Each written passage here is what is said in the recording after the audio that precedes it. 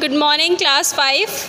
Today we will study lesson 38 famous world sites, यानी दुनिया की जो सबसे ज़्यादा पूरे विश्व में फेमस वर्ल्ड साइट्स हैं, ब्यूटीफुल बिल्डिंग्स, मॉन्यूमेंट्स, जगह हैं, हम उनके बारे में स्टडी करेंगे इस चैप्टर में. There are lots of beautiful buildings and monuments all over the world. यानी पूरे विश्व में all over the world बहुत ही सारी बहुत ही प्यारी प्यारी बिल्डिंग्स हैं, बहुत ही सुंदर आकर्षक बिल्डिंग्स और मॉन्यूमेंट्स हैं. Identify and write the names of these famous world sites with the help of Doraemon. कह रहा है कि ये आइडेंटिफाई करिए कि ये कौन सी फेमस वर्ल्ड साइट्स हैं, कौन सी बिल्डिंग्स हैं, इनके नाम लिखिए, इन मॉन्यूमेंट्स के, ठीक है, इन्हें पहचान के इनका नाम लिखना है. Now see number 1. It is a site in the Arabah Jordan. ये कहाँ पे है, ये साइट कहाँ पे है, अराबा जॉर्डन में. It represents the ancient world's heritage culture. यानी ये विश्व की विरासत संस्कृति जो बहुत ही प्राचीन काल में ये मतलब बहुत ही पहले के टाइम में ये बनाया गया है, तो ये विश्व की एक संस्कृति दिखाती है, एक कल्चर दिखाती है. It is a beauty hidden behind layers of mountain. यानी ये जो इसकी सुंदरता है ना, वो कहाँ पे छिपी हुई है, वो पहाड़ों के बीच में, माउंटेन्स के आगे पीछे, यानी और भी ज़्यादा प्यारा स्ट्रक्चर है, बहुत ही अच्छा मॉन्यूमेंट है. यानी तो जो इसकी सुंदरता है वो कहीं ना कहीं इसी में आगे पीछे छुपी हुई है पहाड़ों के. The ones who have seen it say it is a treasure beyond comparison. यानी जो भी इसको देखता है, जितने भी लोगों ने इसको देखा, वो इसकी तुलना यानी एक बड़े खजाने से करते हैं कि ये एक बहुत ही प्यारा मॉन्यूमेंट है, इसका स्ट्रक्चर बहुत ही अच्छा है, यानी ये एक बहुत ही अच्छी ब्यूटी है, एक सुंदरता है. यानी एक खजाने से इसकी तुलना करते हैं कि जिस तरह से खजाना मिल गया तो उसी तरीके से ये मॉन्यूमेंट देख लिया तो ये उसी तरह का है, यानी एक सुंदरता है इसमें. तो what is this which monument is this, कौन सा है, Petra, PETRA. Next Number 2, it is a multi-venue performing arts center in New South Wales, Australia.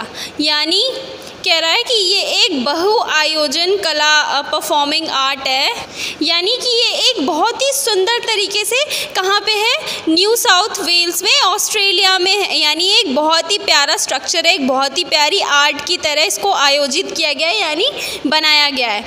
It was conceived and largely built by Danish architect John Utzon, opening in 1973 after a long gestation. यानी काफ़ी time के बाद, कह रहा है it was conceived, यानी ये अपनाया गया था, बनाया गया था, लार्जली बिल्ट, बड़े तरीके से बनाया गया था, किसके द्वारा, बाय डनिश आर्किटेक्ट जॉन उडजन.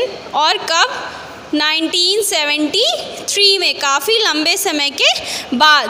तो ये क्या है, Sydney opera house, SYDNEYOPERAHOUSE. Number 3, it is one of the greatest architectural accomplishments in the history of Rome. यानी रोम की पूरी हिस्ट्री में, पूरे इतिहास में अगर देखा जाए रोम के, तो ये सबसे बड़ी आर्किटेक्चरल एकम्प्लिशमेंट, यानी ये सबसे बड़ा मॉन्यूमेंट है, सबसे बड़ी बिल्डिंग है रोम की हिस्ट्री में, पूरे इतिहास में. It was originally known as the Flavian amphitheatre. यानी इसे ओरिजिनली ज़्यादातर किस नाम से जाना जाता है, एक इसका नाम पड़ा Flavian amphitheatre, and it is the largest amphitheatre in the world. और ये पूरे विश्व में सबसे बड़ा लार्जेस्ट एम्फी थिएटर है, एम्फी थिएटर के नाम से, फ्लैवियन एम्फी थिएटर के नाम से जाना गया. और कह रहे हैं कि ये पूरे विश्व में सबसे बड़ा एम्फी थिएटर है. तो what is this, Colosseum,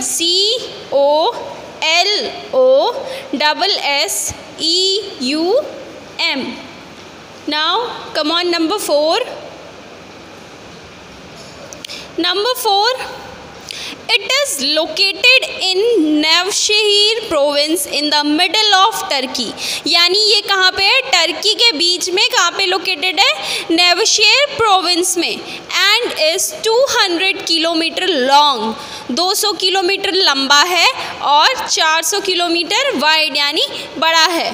this site is becoming a favourite tourist spot because of its Rocky terrain, unique culture and history, यानी कह रहा है कि ये कहाँ पे सबसे पहले कहाँ पे लोकेटेड है, कहाँ पे है, नेवशीर प्रोविंस में, जो कि टर्की के बीच में है, और ये 200 किलोमीटर लंबा है और 400 किलोमीटर चौड़ा है।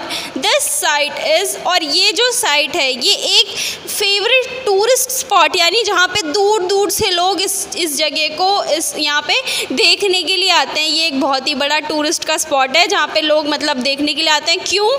बिकॉज ऑफ इट्स रॉकी, क्योंकि ये पूरी तरीके से पत्थरों से बहुत ही सुंदर तरीके से बनाया गया है। यूनिक कल्चर, एक अलग संस्कृति है यहाँ की और एक अलग हिस्ट्री यानी इतिहास है। ठीक है, तो what is the site's name?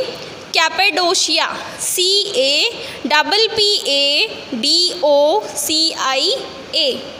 Number 5, it is one of the largest religious sites in the world. पूरे वर्ल्ड में, पूरे विश्व में ये सबसे बड़ी रिलीजियस साइट है। रिलीजियस यानी मतलब श्रद्धा, मतलब ऐसी साइट जो कि थोड़ी धार्मिक टाइप की, ये विश्व की सबसे बड़ी साइट है। Covering around 500 acres of land. कितने पूरे, इसका सोचो लैंड का एरिया, ये कितने एरिया में कितनी वाइड है, ये 400 एकड़ लैंड की है ये रिलीजियस साइट। ठीक है, it's 5 walls and moats are a representation of mountainous chains, यानी कह रहा है कि इसकी जो 5 वॉल्स हैं, जो ये स्ट्रक्चर इसका बना हुआ है, ये पिक्चर देख सकते हैं ना आप लोग, तो ये जो स्ट्रक्चर बना है, कह रहे हैं कि जो इसकी 5 वॉल्स हैं और जिस तरीके से ये बना हुआ है, एक बहुत ही क्या चीज़ रिप्रेजेंटेट करता है, यानी क्या चीज़ दर्शाता है, एक माउंटेनियस चेन, यानी एक पूरा जैसे इकट्ठे बना हुआ है ना सारा, एक से जुड़ के दूसरा, तो वो शो करता है। As well as the cosmic ocean, और कॉस्मिक ओशियन भी। तो what is the site's name? Angkor Wat, ANGKORWAT।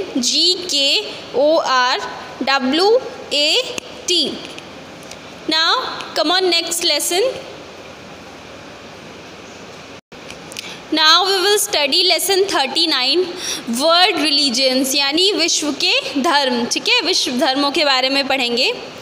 People of various parts of the world follow different religions. ये सब तो आपको पता ही है कि हर एक विश्व का, यानी अलग अलग दुनिया के अलग अलग तरह के लोग अलग अलग धर्म को अपनाते हैं, है ना, तो हम उनके बारे में पढ़ेंगे। Right the names of the religions with the help of Doraemon. Doraemon की हेल्प से इन रिलीजन्स के, इन धर्मों के नाम लिखने हैं। Number 1, it is an Indian religion that emphasizes complete non-violence and asceticism, यानी ये जो इंडियन रिलीजियन है, ये जो भारतीय धर्म है, ये क्या दर्शाता है? दैट emphasizes क्या दिखाता है? पूरी तरीके से नॉन वायलेंस और एसेटिसिज्म, यानी ये पूरी तरह से क्या दिखाता है? नॉन वायलेंस यानी अहिंसा और वैराग्य। It began, asceticism means वैराग्य। It began in the 6th century BC before Christ। ये कब स्टार्ट हुआ? 6th century में। The same time Buddhism was developing, जब बुद्धिज्म बन रहा था तब ये 6th century में आया। तो what is this religion name? Jainism, JAINISM।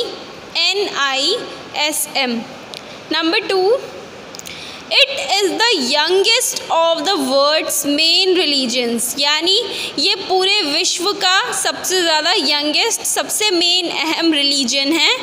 It was founded in Iran. कब अपनाया गया, कब स्थापित किया गया, कहाँ पे खोज हुई इसकी? ईरान में। ड्यूरिंग द मिड 19वीं शताब्दी में। The 9 pointed star symbol is an alternate and commonly use symbol, यानी इसमें 9 पॉइंटेड स्टार, 9 स्टार्स बने हैं पॉइंटेड, है ना, तो ये सिंबल है। क्या है? सिंबल है 9 पॉइंटेड स्टार, एक अल्टरनेट सिंबल सिंबल है जो कि इसमें यूज़ किया जाता है। यहाँ पे आप पिक्चर देख सकते हैं ना, ये कैसा सिंबल है। तो ये इस रिलीजन का क्या नाम है? Baha'i faith, BAHA''IFAITH। Now see number 3. This religion is intimately tied to Japanese society and culture, यानी ये रिलीजन जो है, ये धर्म जो है, ये पूरी तरह से कहाँ पे अपनाया जाता है? जापानीज सोसाइटी में। ये उनका कल्चर है, यानी उनकी संस्कृति है ये। Its relationship with other religions in Japan are generally cooperative and harmonious, यानी जो इनकी रिलेशनशिप, जो इनकी साझेदारी या रिश्तेदारी है, हम कह सकते हैं अदर रिलीजन, दूसरे धर्मों से। तो ये जापान में आर्ट जनरली बहुत ही ज़्यादा कोऑपरेटिव है और हारमोनियस है। Cooperative and harmonious means, cooperative का मतलब होता है सहयोगी है और हारमोनियस का मतलब होता है और मतलब सामंजस्यपूर्ण है, या हम कह सकते हैं कि मतलब संबंध अच्छे हैं, समझने वाला, यानी उस तरीके से कि सहयोगी हैं सब और सब में सामंजस्य है। ठीक है, तो ये कौन सा रिलीजन है? शिंता, SHINTA। ठीक है। Number 4, a religion of China, China का धर्म वॉज अकॉर्डिंग टू ट्रेडिशन, संस्कृति के हिसाब से, कल्चर के हिसाब से, फाउंडेड बाय किसके द्वारा खोजा गया था? लाओ त्ज़ू, चाइनीज़ फिलोसोफर, जो कि लाओ त्ज़ू जो कि एक चाइनीज़ फिलोसोफर थे। Long considered one of the prominent religion, एक सबसे अहम रिलीजन माना गया इसे लंबे समय तक। Leaders from the 6th century before Christ, यानी ये कब से चालू हुआ, कब से ये लीड हुआ? 6th सेंचुरी से। तो इस रिलीजन का नाम क्या है? Taoism,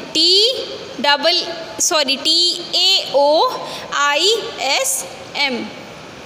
Number 5, it is based upon the life and teachings of Jesus Christ, यानी ये है जो रिलीजन है, ये पूरी तरीके से किस पे बेस्ड है, किस पे निर्धारित है?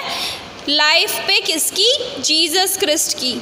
Whose life is written about in the new testament, जिनकी लाइफ कहाँ पे लिखी गई? न्यू टेस्टामेंट में।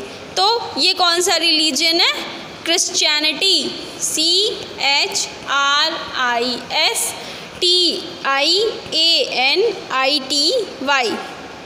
Now come on, next lesson. Now we will study lesson 40, international organisation logos. International organisation logos कौन कौन से हैं?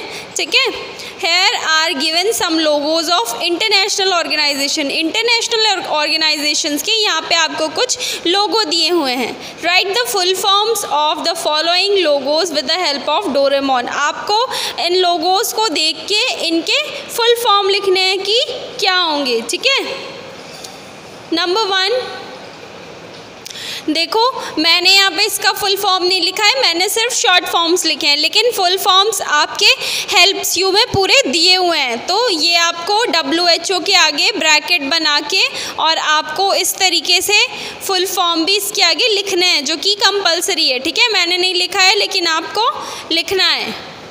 नाउ सी नंबर 1, ये देख रहे हैं आप सब?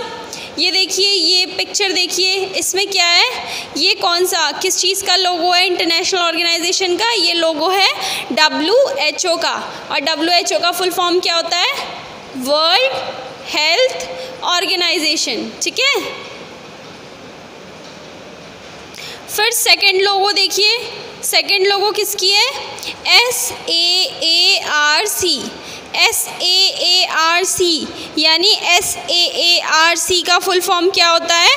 South Asian association for regional corporation. ठीक है, SAARC। नंबर 3 देखो, नंबर 3 क्या है? यूनेस्को, UNESCO, और यूनेस्को का फुल फॉर्म क्या होता है? United Nations educational scientific and cultural organisation. ठीक है, नंबर 4 ये लोगो है किसका? ILO का।